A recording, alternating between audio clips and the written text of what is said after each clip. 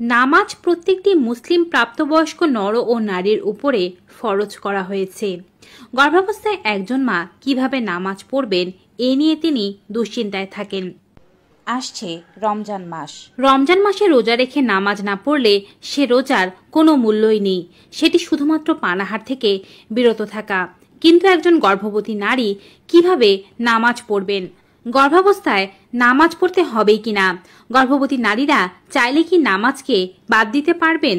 যদি গর্ভবতী নারী নামাজ পড়তে চান তবে কিভাবে নামাজ পড়বেন, কিভাবে সেজদা দেবেন, নামাজ কি চেয়ারে বসে পড়া যাবে কিনা, সবকিছু আজকের ভিডিওর মাধ্যমে আপনাদেরকে জানাবো।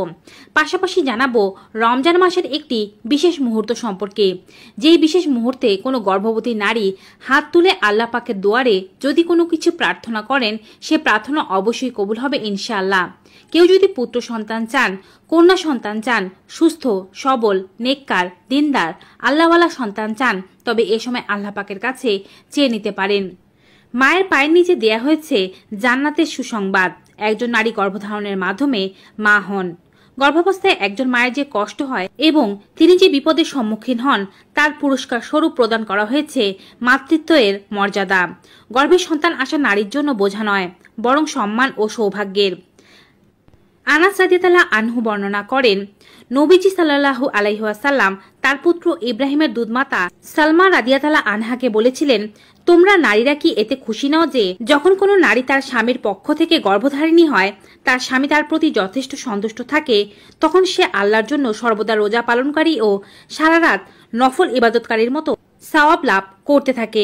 আর যখন প্রসব ব্যথা শুরু হয় তখন তার জন্য নয়ন জোড়ানো কি কি নিয়ামত লুকিয়ে রাখা আছে তা আসমান জমিনের কোনো অধিবাসী জানে না।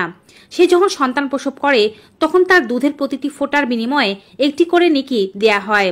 এই সন্তান যদি কোনো রাতে তাকে জাগিয়ে রাখে, কান্নাকাটি করে মাকে ঘুমোতে না দেয়, তাহলে সে আল্লাহর জন্য নিখুঁত 70টি গোলাম আজাদ করার সওয়াব লাভ করবে। তো নিশ্চয়ই বুঝতে পারছেন গর্ভাবস্থা একজন নারীর জন্য কত বড় নিয়ামতপূর্ণ। গর্ভাবস্থায় একজন নারী শরীরের অবকাঠামো ও অবস্থা পরিবর্তন হয়ে যায়। অনেকের ক্ষেত্রে পেটে চাপ সৃষ্টি হয়, কোনো কাজ করার সক্ষমতা থাকে না। তবে এ সময় স্বাভাবিক চলাফেরা, মৌলিক কাজকর্ম চালিয়ে নিতে হবে, সময় মতো নামাজ পড়তে হবে। শরীর ভারী হয়ে যাওয়ায় অনেকের এ সময় নামাজ আদায় করতে কষ্ট হয়। তাদের পক্ষে সুস্থ মানুষের মতো নামাজ আদায় করা সম্ভব হয় না। গর্ভাবস্থায় নারীরা অসুস্থ ব্যক্তির মতো নামাজ আদায় করতে পারেন, অর্থাৎ শক্তি ও সামর্থ্য অনুযায়ী একাধিক বিকল্প গ্রহণ করতে পারেন। রাসূলুল্লাহ সাল্লাল্লাহু আলাইহি ওয়াসাল্লাম ইরশাদ করেন, দাঁড়িয়ে নামাজ পড়ো, যদি না পারো তবে বসে নামাজ পড়ো, যদি তাও না পারো তবে ইশারা করে নামাজ আদায় করো। বুখারী শরীফ হাদিস 1050।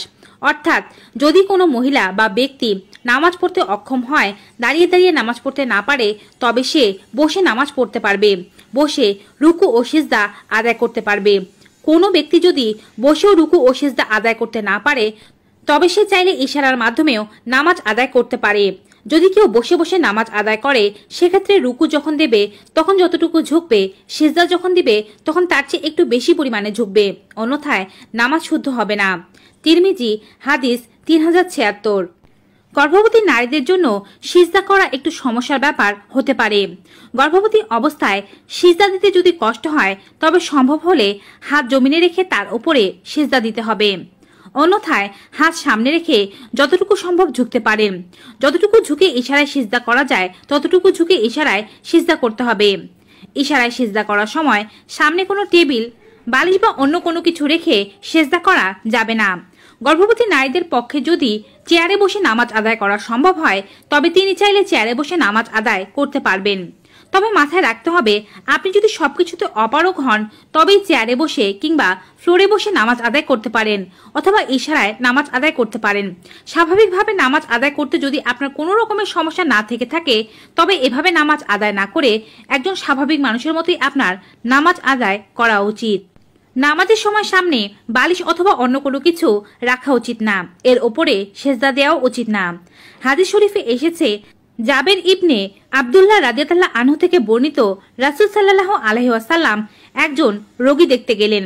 তিনি তাকে একটি বালিশের উপরে সেজদা করতে দেখলেন। তিনি সেই বালিশ নিয়ে সরিয়ে রাখলেন। অতঃপর লোকটি একটি কাঠের টুকরা নিল তার উপরে সেজদার জন্য। রাসূল সাল্লাল্লাহু আলাইহি ওয়াসাল্লাম তা নিয়ে ফেলে দিলেন এবং বললেন, তুমি সক্ষম হলে জমিনের উপরে সেজদা করবে, অন্যথায় ইশারা করবে, আর তোমার সিজদা রুকুর থেকে একটু বেশি পরিমাণে ঝুঁকে আদায় করবে। এ থেকে আমরা বুঝতে পারছি বসে নামাজ পড়তে চাইলে রুকু করার সময় যতটুকু পরিমাণে ঝুঁকতে হবে, সিজদার সময় তার চেয়ে বেশি পরিমাণে ঝুঁকতে হবে।